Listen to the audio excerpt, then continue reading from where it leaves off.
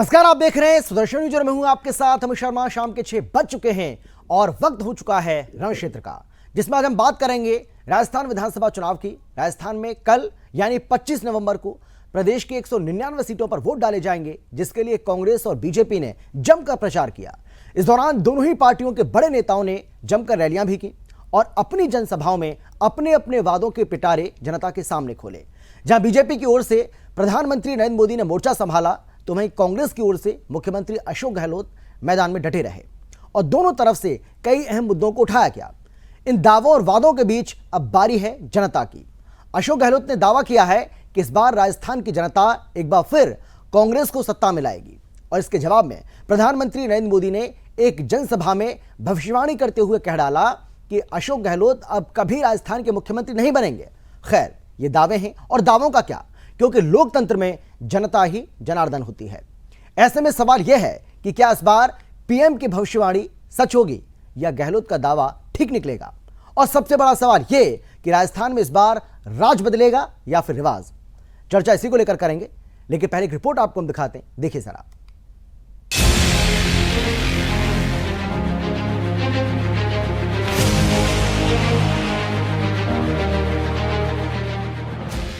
राजस्थान में प्रचार का दौर थम चुका है। बीजेपी और कांग्रेस अपने अपने हाथ आजमा चुकी हैं, लेकिन अब फैसले की घड़ी है। देखना यह है कि इस बार जनता किसका साथ देती है। हालांकि इतिहास को देखा जाए तो बीजेपी का पलड़ा भारी लग रहा है। राजस्थान का पिछले कुछ चुनावों से एक इतिहास रहा है कि यहाँ की जनता 5 साल के बाद सत्ता दोहराने नहीं देती और विपक्ष को मौका जरूर देती है। लेकिन अशोक गहलोत ने दावा किया है कि वो इस बार इतिहास को तोड़ेंगे। उन्होंने कहा है कि इस बार भी कांग्रेस सत्ता में आएगी, क्योंकि जनता कांग्रेस के साथ है। अशोक गहलोत ने बीजेपी को कांग्रेस में 25 नवंबर तक मेहमान बताया। वहीं इसके पलटवार में प्रधानमंत्री नरेंद्र मोदी ने भरी जनसभा में भविष्यवाणी कर दी कि इस बार तो क्या, अशोक गहलोत की सरकार आगामी भविष्य में भी राजस्थान में अपने कदम नहीं टिका पाएगी। ये बार पलटवार का दौर ऐसा चला कि कांग्रेस के प्रमुख नेता ने अपनी शब्दावली ही खो दी। प्रधानमंत्री के लिए ऐसे शब्दों का प्रयोग किया जिसके लिए जगह जगह लोग विरोध में आ खड़े हुए। अब राहुल गांधी से प्रधानमंत्री पर दिए गए बयान के लिए माफी मांगने की बात कही जा रही है। खैर, इसका फैसला तो आने वाला वक्त बताएगा। फिलहाल मुद्दा तो यह है कि कल राजस्थान चुनाव पर जनता किस तरफ रुख करेगी। पीएम मोदी की भविष्यवाणी सच होती है या अशोक गहलोत का दावा। Bureau report, Sudarshan news.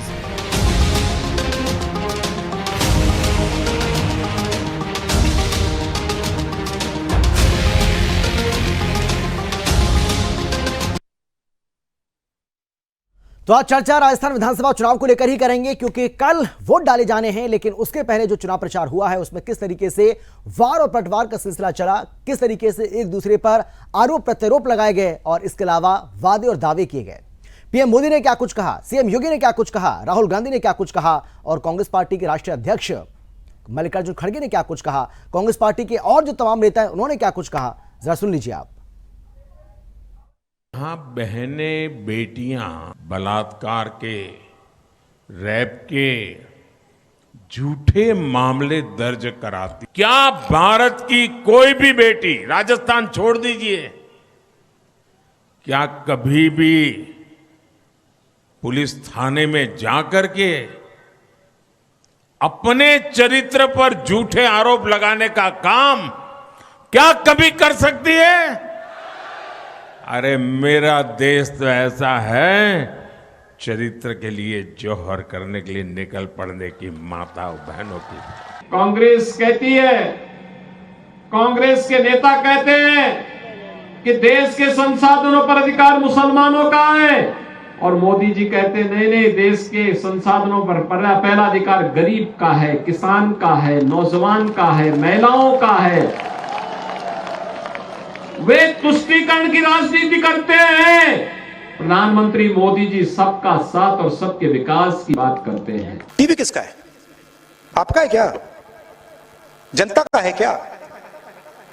अगर आपका होता तो लगाओ इश्तेहार टीवी पे। आपका नहीं है, किसानों का थोड़ी है, मजदूरों का थोड़ी है, छोटे व्यापारियों का थोड़ी है, अदानी का है।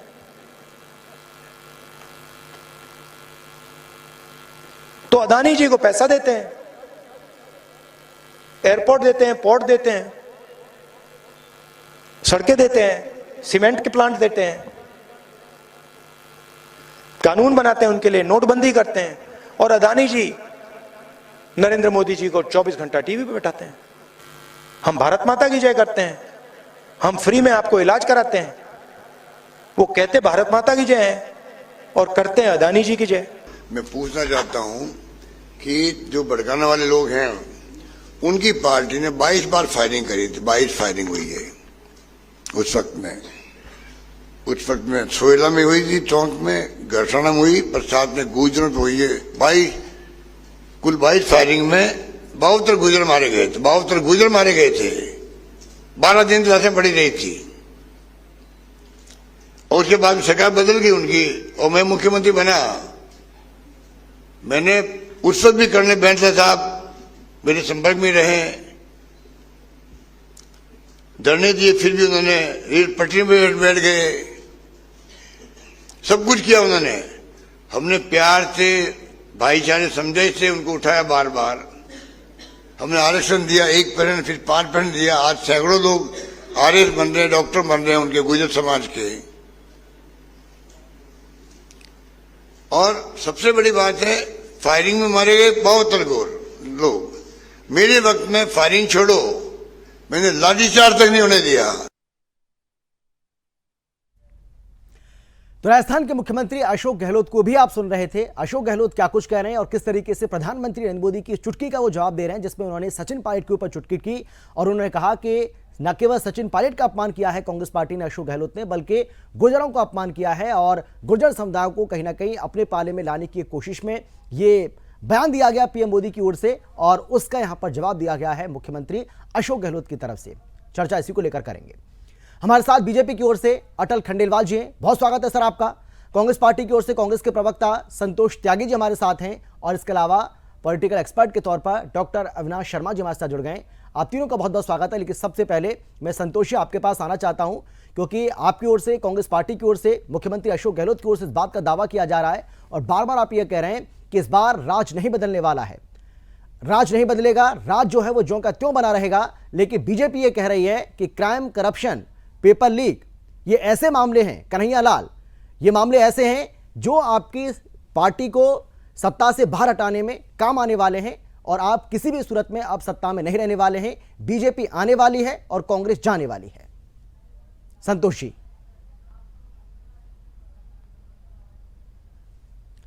संतोष जी, नहीं, आपने म्यूट किया। आवाज बहुत कम आ रही है, हाँ। वॉइस आपकी वॉइस बहुत कम आ रही है सर। अच्छा, ठीक है। आपने जो मुझे अभी, हाँ, ठीक है, मैं इसको ठीक कराता हूँ, लेकिन सवाल तो सुना ना आपने मेरा?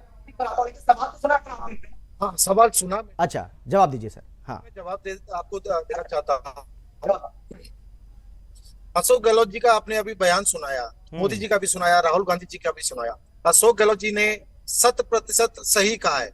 जो आज मोदी जी दुहाई दे रहे हैं राजेश पायलट जी की कि हमारे ये थे, वो थे, जिस तरीके से वो लोग, जनता में जिस तरीके से वो भ्रम फैलाना चाहते हैं ना, तो उनको बताना चाहूंगा, उनकी बीजेपी की वसुंधरा जी की सरकार थी जब गुर्जरों के अंदर, गुर्जरों के ऊपर जिस तरीके से गोली चलाई गई और जिस तरीके से 72 लोगों की निर्मम हत्या की गई, कोई सरकार का बंदा तक उनको हाल पूछने तक नहीं गया, उनको सड़कों पे उतरना पड़ा। फिर अशोक गहलोत जी की सरकार बनी। आप रिकॉर्ड दीजिए, देख लीजिए, अशोक गहलोत की 2008 से लेकर 2013 तक की सरकार में एक भी लाठवी चार्ज भी हुआ हो गुर्जरों के ऊपर। ठीक है संतोष जी, जो आप कह रहे हैं भाई, जो आप कह रहे हैं ये बात तो मुख्यमंत्री अशोक गहलोत कह चुके हैं और इस बात का जवाब तो जनता देगी, जनता को तय करना है, कल उसको वोट डालना है। लेकिन मेरा सवाल आपसे यह है कि कांग्रेस पार्टी अगर ये दावा कर रही है कि हम फिर से सत्ता में वापसी करेंगे, क्योंकि 30 साल में ऐसा नहीं हुआ है, पिछले अगर 30 साल का इतिहास आप देखेंगे तो पिछले 30 साल में ऐसा नहीं हुआ है। यहाँ बारी बारी से आपकी और बीजेपी की सरकार आती रही है, कभी कांग्रेस की तो कभी बीजेपी की, कभी बीजेपी की तो कभी कांग्रेस की। तो मैं इसलिए मैं ये सवाल आपसे कर रहा हूं कि इस बार अगर ये कहा जा रहा है कि राज नहीं बदलने वाला है, तो इसके पीछे वजह क्या है, आधार क्या है? आधार ये हमारी राजस्थान में जन कल्याणकारी योजनाओं का जिस तरीके से लोगों को फायदा पहुंचा है ना सर, 5 साल, आज एक गरीब को जो 25 के 5 लाख रुपए भी खर्च नहीं कर पाता था, आज वो किसी भी प्राइवेट अस्पताल में जाके 25 लाख रुपए तक का बिल्कुल निःशुल्क इलाज लेता है। और उसको उसके जीवन कितनी मौतों का आंकड़ा कम हुआ है सर। ये जो राजस्थान सरकार ने योजना चलाई, उन योजनाओं से किन गरीबों को फायदा पहुंचा है सर। ये तो ये भगवान का रूप मानते हैं अशोक गहलोत को, राजस्थान सरकार को। सर ये इस तरीके की योजना सिर्फ राम सीताराम राधे श्याम इस तरीके से कहने से काम नहीं चलता जनता का। ये सर सब हिंदू हैं, मुस्लिम हैं, वो अलग अलग धर्म के लोग हैं, वो अपना काम अपना धर्म अपनाते हैं। लेकिन सर जिस तरीके से राजस्थान सरकार की योजनाओं का लोगों ने बढ़ चढ़ के फायदा उठाया है, फायदा लिया है, वो आज महसूस कर रहे हैं। राजस्थान के अंदर जिस तरीके से निःशुल्क दवा, जिस तरीके से आज 1,000 रुपए किसी भी गांव के व्यक्ति के अकाउंट में जब पहुंचता है तो सर उसका पूरे महीने का खर्चा चलता है। आज ये जिस तरीके की, मैं ये बहुत कम समय है, कल चुनाव होने वाला है, मैं आपको पूरी जब गिनाने अगर लग जाऊं तो पूरी रात हो जाएगी सर, इतनी योजना है। अब किस आधार पर सर बीजेपी वोट मांग रही है उनको खुद ही नहीं पता। सिर्फ वो हिंदू मुस्लिम और इसी तरीके से धर्म के आधार पर वोट मांगने का ठीक है, ठीक है, कोई दम नहीं है सर। ठीक है। अटल जी जवाब दीजिए, अटल जी जवाब दीजिए। उनका ये आरोप है, उनका ये कहना है कि आप सिर्फ धर्म के आधार पर आप लोगों को बांटने की कोशिश कर रहे हैं और उससे ऐसा आपको लगता है कि आपको वोट मिल जाएगा। तो ऐसा नहीं होने वाला है, क्योंकि मुख्यमंत्री अशोक गहलोत की ओर से, कांग्रेस पार्टी की सरकार की ओर से तमाम ऐसी कल्याणकारी योजनाएं चलाई गई हैं, जन कल्याणकारी योजनाएं पिछले 5 साल में, जिनके बूते वो एक बार फिर से सत्ता में वापसी करने वाले। आपका जवाब। देखिए साहब, आवाज आ रही है मेरी? हाँ, अटल जी आपकी आवाज प्रॉपर आ रही है, बोलिए, आप बोलिए।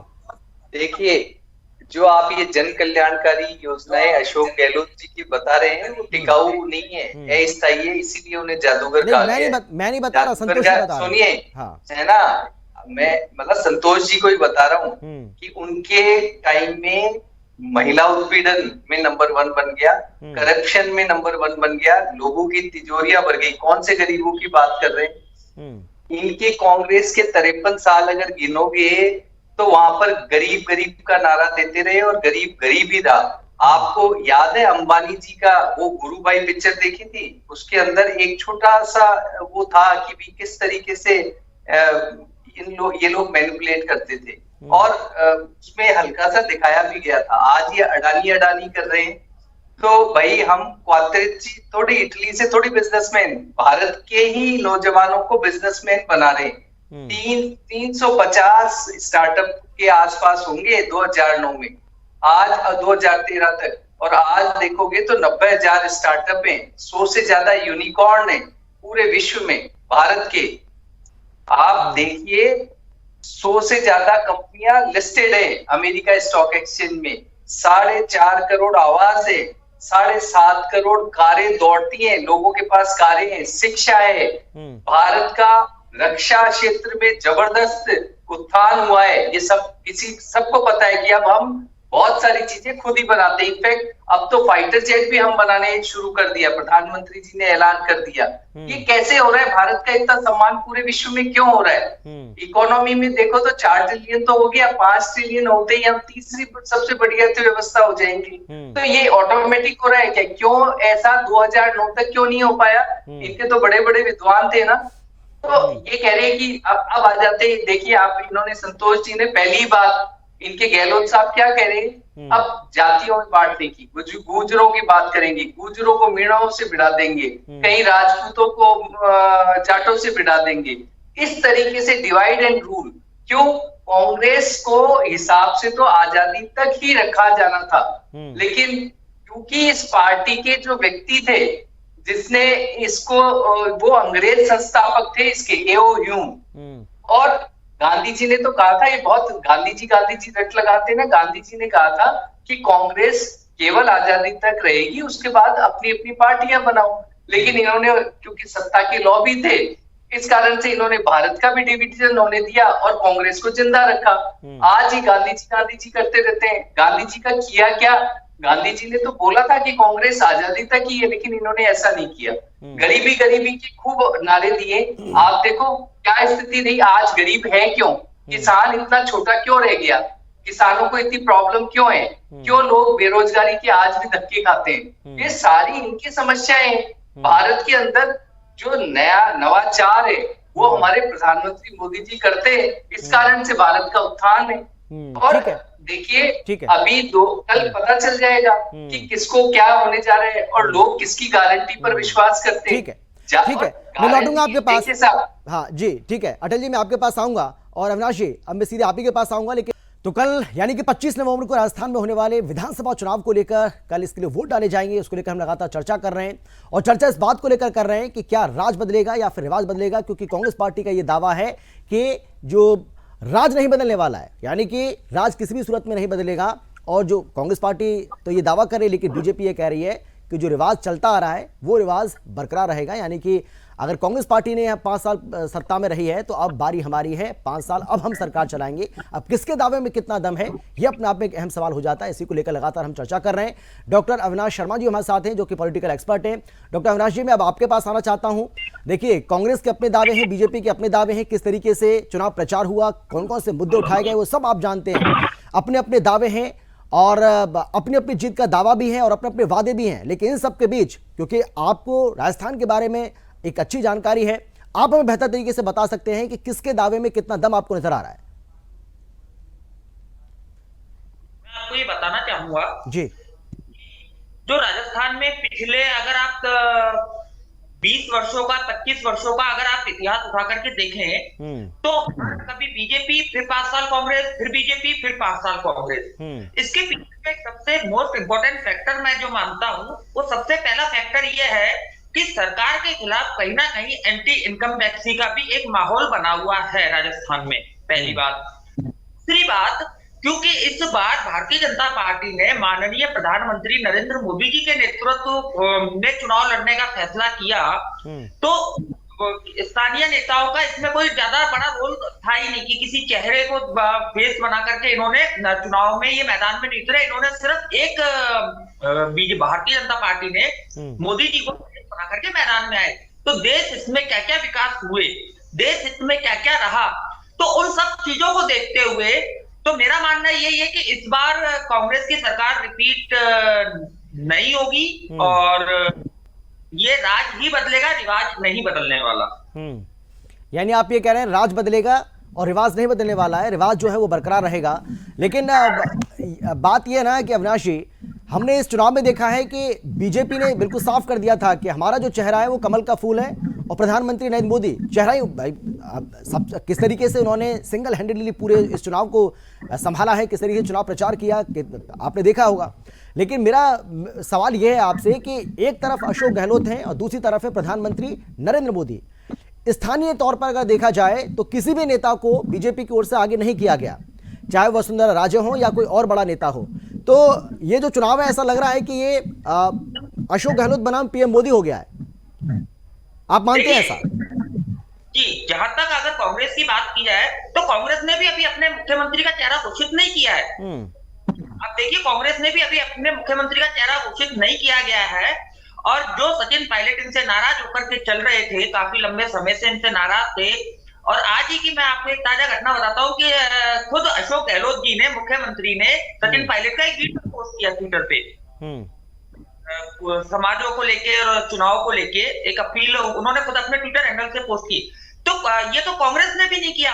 हाँ, भारतीय जनता पार्टी का ये बिल्कुल मैं कहना चाहूंगा कि वो कमल के फूल के निशान पे और प्रधानमंत्री मोदी जी के चेहरे पे इन्होंने सिर्फ एक ही बात को लक्ष्य रखा कि हमने भारत में क्या और देशवासियों के लिए, भारतवासियों के लिए हमने क्या किया, उस चीज को ध्यान में रखते हुए भारतीय जनता पार्टी ने ये सारा फैसला लिया। और ये कहना बिल्कुल गलत होगा कि अशोक गहलोत ही मुख्यमंत्री का चेहरा होंगे अगर सरकार इनकी आती। वैसे तो आने वाली नहीं है, एंटी इनकम टैक्सी का पूरा माहौल है। और राजस्थान में जो अभी आपराधिक गतिविधियां जो अब बढ़ी है, महिलाओं के प्रति अत्याचार बढ़ा है, पेपर लीक के मामले बढ़े हैं, बेरोजगार युवाओं के साथ एक छलावा करने का प्रयास किया गया है। तो मुझे नहीं लगता कि राजस्थान का युवा, राजस्थान का किसान, राजस्थान का कर्मचारी सरकार को दोबारा रिपीट करना चाहेगा। बिल्कुल बिल्कुल, चलिए चर्चा को आगे बढ़ाएंगे, लेकिन एक छोटे से ब्रेक का वक्त है। एक बार फिर से हमें एक छोटे से ब्रेक के लिए रुकना पड़ेगा, लेकिन ब्रेक के बाद जब लौटेंगे तो चर्चा को आगे बढ़ाएंगे। और क्योंकि बार बार इसी बात का दावा किया जा रहा है बीजेपी की ओर से कि क्राइम, करप्शन, पेपर लीक और कन्हैया लाल, ये कुछ ऐसे मुद्दे हैं जिनकी वजह से कांग्रेस पार्टी का सत्ता से जाना बिल्कुल तय है। संतोष जी, देखिए, जब भी कोई पार्टी चुनावी मैदान में होती है तो कोई पार्टी होगी वो जीतने के लिए मैदान में होती है, हारने के लिए तो होती नहीं है। तो कहीं ऐसा तो नहीं है कि कांग्रेस पार्टी ओवर कॉन्फिडेंस में नजर आ रही है? देखिए, क्राइम का ग्राफ किस तरीके से राजस्थान में लगातार बढ़ता चला गया, हम सभी को पता है। महिलाओं के साथ रेप और अत्याचार की जो घटनाएं वो लगातार बढ़ती जा रही हैं। अगर हम करप्शन की बात करें तो करप्शन भी चरम पर है। दूसरी तरफ पेपर लीक के मामले जो है वो आए दिन सामने आ रहे हैं। बेरोजगार युवा जो है बहुत ज़्यादा परेशान है। अगर आप ग्राउंड पर जाकर किसी भी बातचीत करेंगे, खासतौर पर युवाओं से बातचीत करेंगे, तो वो पेपर लीक के मामले को सबसे पहले आकर उठाते हैं। और कन्हैया लाल की जिस तरीके से हत्या हुई और उसके बाद कांग्रेस पार्टी ने जो तुष्टीकरण की राजनीति की, उसको लेकर भी लोगों के बीच में नाराजगी देखने को मिल रही है। तो कहीं ऐसा तो नहीं है कि Congress party, Ashok Gehlot over confidence में नजर आ रहे हैं और हो सकता है कि इसकी कीमत आपको चुकानी पड़े इस चुनाव में? संतोष जी, मुझसे सवाल करें? हाँ, आप ही से किया है मैंने। हाँ, नहीं, आप मैं तो सर, एक तो जो कन्हैया लाल वाले की जो वाली घटना थी उसका मैं आपको बताना चाहूंगा कि जैसे ही कन्हैया लाल की जो हत्या हुई, 2 घंटे के अंदर में जो भी अपराधी थे सबको पकड़ाया, राजस्थान पुलिस ने पकड़ा और एसआईटी की जांच के लिए राजस्थान सरकार ने सिफारिश की और उसकी जांच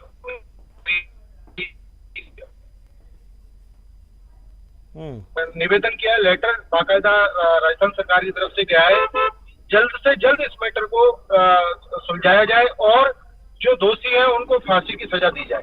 तो एक तो ये, दूसरी बात, जिस तरीके से ना तो ओवर कॉन्फिडेंस है हमको, इस बार राज नहीं रिवाज बदलेगा सर, मैं आपको पक्का वादा कर रहा हूँ। और 3 तारीख को जब रिजल्ट आए तो आप मेरे को लाइव डिबेट में जोड़िएगा, मैं आपको बताऊंगा जिस तरीके से गांव में लोगों ने जो राजस्थान सरकार की योजनाओं का जो जिस तरीके से लाभ लिया है, तो लोगों के दिल में एक सुकून है कि ऐसा पहला प्रदेश है राजस्थान का भारत के अंदर कि अशोक गहलोत ने जिस तरीके से गरीब को गणेश मानकर जो काम किया है, उनके लिए हर 24 घंटे, पूरे 24 घंटे में से 24 घंटे उन्होंने सेवा करने का और जिस तरीके से लोगों की हर तकलीफ को समझने का काम किया है, तो मुझे नहीं लगता कि राजस्थान की जनता इस चीज को भूल पाएगी।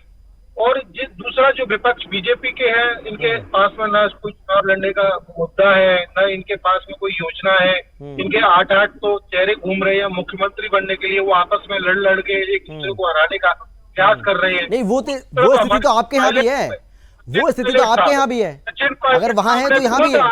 हाँ, सचिन पायलट साहब ने खुद अपने अकाउंट से सोशल मीडिया के माध्यम से और खुद फोन कर करके लोगों को अपील कर रहे हैं कि कांग्रेस की सरकार वापस बनानी है, क्योंकि जो राजस्थान सरकार की योजनाएं हैं वो कांग्रेस ही चला सकती है। अगर बीजेपी आई तो निश्चित तौर पे ये जो योजना चल रही है वो बंद हो सकती है। ठीक है। लेकिन अटल जी देखिए, प्रधानमंत्री नरेंद्र मोदी जो हैं वो लगातार चुनाव प्रचार करते रहे, हम सबने देखा। लेकिन जिस तरीके से मैंने इस बात का जिक्र किया कि ऐसा लग रहा है कि ये चुनाव जो है वो पीएम मोदी वर्सेस अशोक गहलोत हो गया है। और अगर ऐसा होता है तो देखिए, ये हम सभी जानते हैं कि आज पूरा देश, न केवल राजस्थान बल्कि पूरा देश जो है वो आज भी पीएम मोदी को चाहता है। पीएम मोदी की लोकप्रियता में किसी तरह की कोई कमी नहीं आई है, ये बात सच है। लेकिन राजस्थान में अगर बीजेपी चुनाव जीतती है तो वहां पर पीएम मोदी तो मुख्यमंत्री बनेंगे नहीं, वो तो पीएम है देश के। तो सवाल यह है कि आपने किसी भी नेता को आगे नहीं करके पीएम मोदी के चेहरे पर एक तरीके से चुनाव लड़ने का काम किया है, तो आपको लगता है कि यह आपके लिए फायदेमंद साबित होगा या उसका नुकसान भी हो सकता है? हालांकि ये तो आप स्वीकार नहीं करेंगे कि नुकसान हो सकता है, लेकिन क्या ये ठीक थी योजना आपकी या ठीक है? देखिए नरेंद्र, जो भारतीय जनता पार्टी है वो विचारों को लेकर के चुनाव लड़ती है। और संतोष जी खुद ही कह रहे हैं कि हमारी पार्टी में 8-8, 9-9 चेहरे हैं। सोचो, 8-8, 9-9 मुख्यमंत्री के ताकत वाले लोग किसी के पास हो, जिनकी प्रशासनिक क्षमता, दृष्टिकोण, जनता के साथ जुड़ाव, ये सब और कार्य करने की शैली जिस पार्टी के अंदर है, तो वो कितनी कद्दावर पार्टी होगी। और भारतीय जनता पार्टी वैचारिक पार्टी है। और जहां तक रही नरेंद्र मोदी जी की सब बात, तो हम देखो इनकी तरह नोटंकी नहीं करते। इनकी जो प्रियंका गांधी जी आती हैं, वो एक बात कह जाती है सनातन को लेकर के, धर्म को लेकर के और गायत्री मंत्र का फॉर्मूला ले आती है और उसको सुनाने का प्रयास करती है, जबकि वास्तविकता कुछ और है। राहुल गांधी जी बार बार जनेऊ दिखाने की कोशिश करते हैं, शिव भक्त बनने की कोशिश करते हैं, ब्राह्मण बनने की कोशिश करते हैं। ये हमको जरूरत नहीं है। ये जो लड़ाई है ये धर्म और अधर्म इस दो के बीच लड़ाई है। ये सनातन जो हिंदू संस्कृति को मिटाने की बातें करते हैं, जिस तरीके से ये वो संस्कृति जिसने सभी का उत्थान किया, वो संस्कृति जो धर्म के हिसाब से, धर्म के लक्षणों के हिसाब से जो जनता के साथ जुड़ाव रखते हैं, जनता के लिए कल्याणकारी अवस्था लाते हैं और प्रजा की सेवा करने। धर्म का मतलब ध्रेय मीन्स प्रजा को धारण करना और प्रजा के लिए कल्याण करना, यही तो काम होता है। और ये सनातन काल से आपने महाभारत में भी देखा होगा, युधिष्ठिर युद्ध तक धर्म से करता है, राजा भी धार्मिक होता है। ये धर्म की परिभाषा नहीं समझते और ये लड़ाई भी वही है। कैसे कन्हैया लाल की पाशविक है ना तरीके से हत्या हो जाती है, क्यों कांग्रेस राज में पाशविकता फलती फूलती है। आतंकवाद को ये देखिए आप कि हमास और इजराइल के अंदर ये हमास के प्रति समर्थन जाहिर कर रहे हैं, जो कि एक आतंकवादी संगठन है जिसने निर्मम हत्या कर दी। सैनिकों को अच्छा विरोध भी है, सैनिकों के साथ लड़ाई कर लेते ना, वो सैनिकों से मारा पीटी कर लेते, जो भी करते। घर में बैठी महिलाओं के पेट चीर रहे हैं, बूढ़ी औरतों को मार रहे हैं घर में घुस घुस करके, और ये लोगों की सिंपैथी उन लोगों के साथ है। मेरा अजीब सा है कि ये कश्मीरियों को किस तरीके से इनके काल में निकाला गया, कश्मीर से हिंदुओं को मार मार के किस तरह आर्यों से काट दिया गया। क्यों, क्या किया इन्होंने हिंदुओं के लिए, किया क्या इन्होंने? इनके काल में तुष्टीकरण क्यों पनपता है, क्यों आतंकवाद पनपता है? उस वक्त आप याद करो, मैं दिल्ली में था, साला बस में लिखा होता था कि आप कोई भी चीज के हाथ ना लगाएं, रेल के अंदर यही सब लिखा होता था, एयरपोर्ट पे ये लिखा रहता था, हर जगह सार्वजनिक जगह पे इस तरह की चेतावनी लिखी थी। अभी कहीं सुनते हो आप, कहीं देखते हो? क्यों नहीं होता बीजेपी के राज में ये सब? क्योंकि हमारी लड़ाई धर्म के हिसाब से है।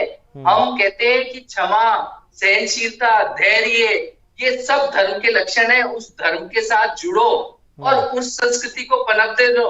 ये पूजा पद्धतियों की लड़ाई नहीं है, ये जातियों में मत बांटो, न धर्म में बांटो। धर्म को ये केवल पूजा पद्धति या कोई प्रथा, इस तरीके के हमारा धर्म का जो ज्ञान है ना, जिस तरीके से हम बात कर रहे हैं, विचार है, वो बहुत बड़ा है। उसमें ठीक है, क्योंकि समय बचा नहीं है मेरे पास। अगर समय बचेगा तो मैं अटल जी आऊंगा एक बार फिर से आपके पास। डॉक्टर अविनाश जी, सवाल यह है कि देखिए, जो हिंदुत्व का कार्ड चला जा रहा है या जो भी बातें कही जा रही हैं, कुछ ऐसे भी मुद्दे उठाए जा रहे हैं जो हमने देखा कि कर्नाटक के अंदर भी उठाए गए बीजेपी की ओर से, हिमाचल के अंदर भी उठाए गए, लेकिन वो वहां पर काम नहीं करे। लेकिन राजस्थान में काम करेंगे क्या? एक तो पहली बात तो कोई मुद्दा नहीं है, मैं आपको ये बता दूं, हिंदुत्व एक विचारधारा है। हिंदुत्व एक अपने आप में जो भारतीय है, जो भी भारतीय जनमानस है, वो सारे ही हिंदू हैं। पहली बात तो हिंदुत्व को देखते हुए अगर हम बात करें तो इस देश में जो अभी आप देख रहे होंगे कि जितने कॉरिडोर बने, चाहे वो उज्जैन महाकाल का कॉरिडोर हो, चाहे वो काशी विश्वनाथ हो, चाहे वो मथुरा में कॉरिडोर बनाने की बात चल रही हो, चाहे वो आपके राम मंदिर का मुद्दा हो, कोई भी है, तो अभी जब सब जाकर के देखते हैं, व्यक्तिगत तौर पे भी आप जाकर के देखिए, तो आपको एक एहसास होगा कि हमारा जो सनातन है, जो हमारी एक परंपरा है, जो पीढ़ियों से हमारे पूर्वज जो इस परंपरा का निर्वहन करते रहे हैं, तो उस परंपरा में आज हमें वापस जीने का एक वही मौका मिल रहा है जो हम किसी जमाने में हमारे पूर्वजों को मिला करता था।